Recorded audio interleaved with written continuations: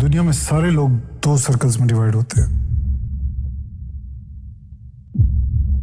एक छोटा सर्कल होता है और एक बड़ा सर्कल। बड़े सर्कल में छोटे लोग होते हैं और छोटे सर्कल में बड़े लोग। छोटे सर्कल वाले बड़े सर्कल वालों को चलाते हैं। वैसे मत और लोग इस दुनिया में हैं जो स्टैंड ले सकते हैं। पुलिस स्टेशन है और तेरी मेरी कोई यारी नहीं लगी। उन्हें बताते हैं कि उन्हें कब क्या करना है, कब खाना है, कब पीना है, कब चुप रहना है।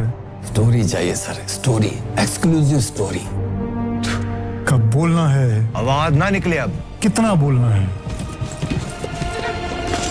कितना जीना है, How dare you do that? कब मरना है।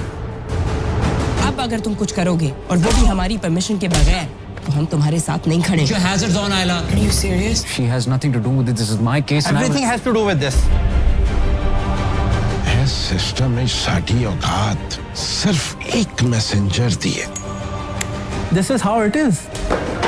Go get them.